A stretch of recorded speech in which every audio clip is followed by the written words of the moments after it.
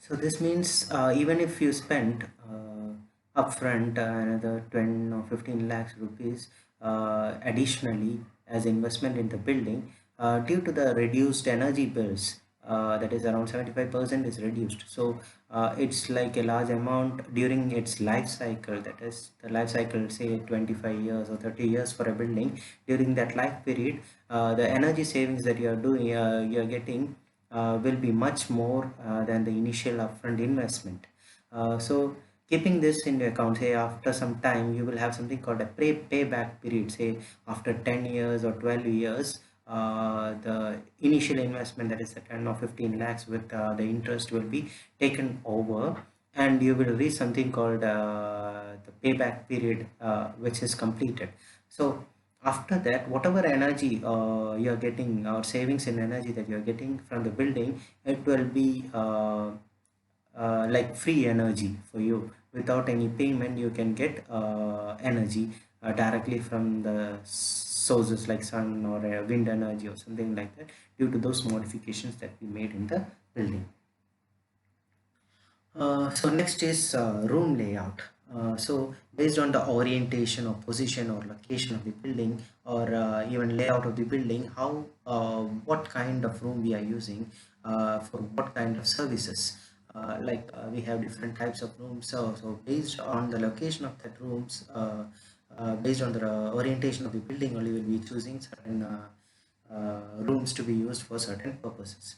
So not only this. Uh, the selection of the room also depends upon various other considerations like access to views, cooling breeze available, as well as wind speed, topography, and direction of wind.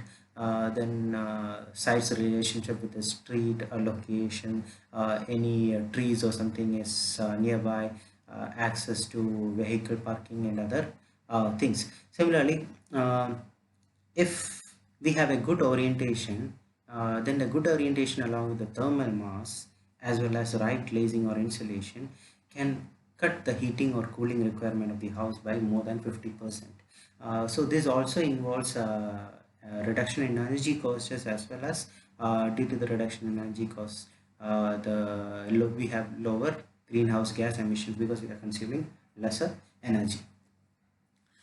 So first and the foremost kind of the building that we have is south facing rooms. So these south facing rooms are usually taken as the main living space, where the living room or the family as well as dining rooms are located to the south actually.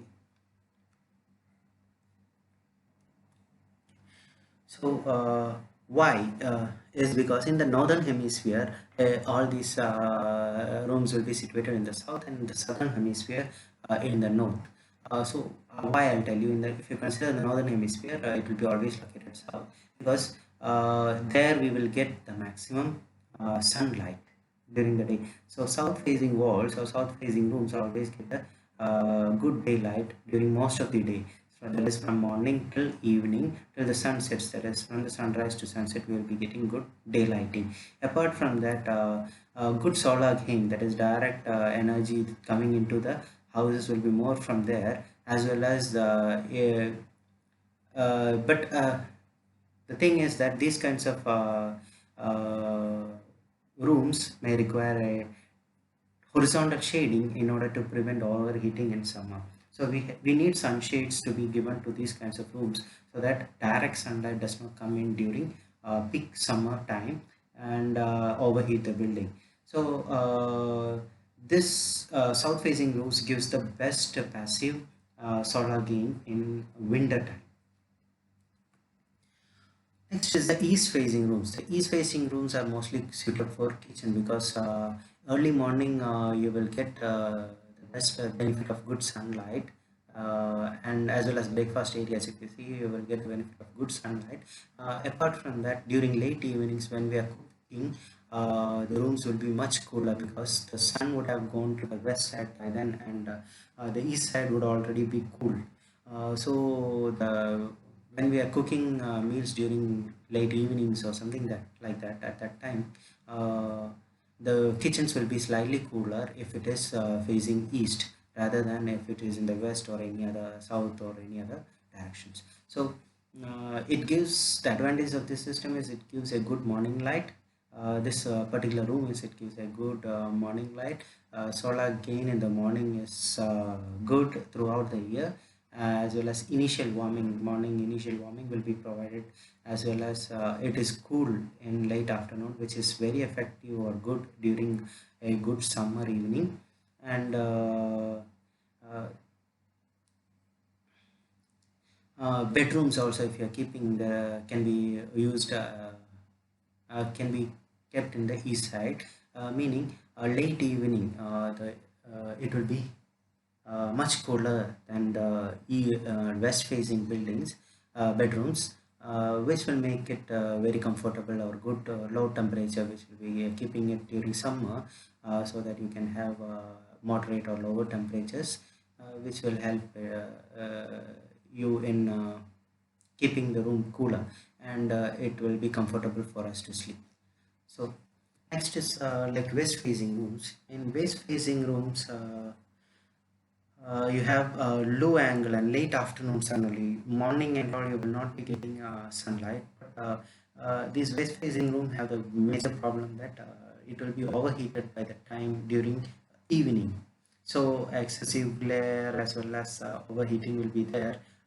So some kind of shading is required for these kinds of rooms to prevent it from getting overheated during summertime.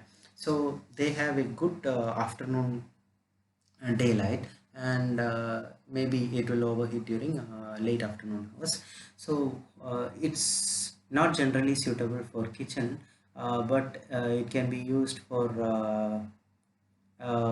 maybe evening this sit outs or something like that, where evening time and all you can sit and you can have a tea or something like that.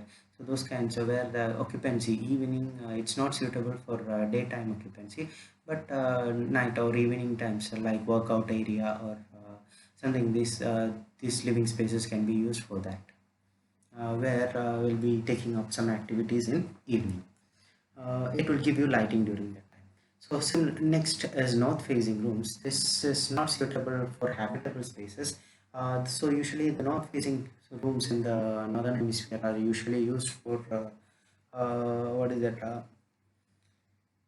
staircases and bathrooms or laundry or garage rooms, where people spend little time. So we do not get much daylight there, and we have to use bulbs or some other lighting mechanisms in order to keep the room lit. Usually it is used or preferable for rooms which we do not use mostly. So these are the utilization of various parts of the buildings for various activities based on the orientation of the building. So another next topic is the five elements that we are going to use during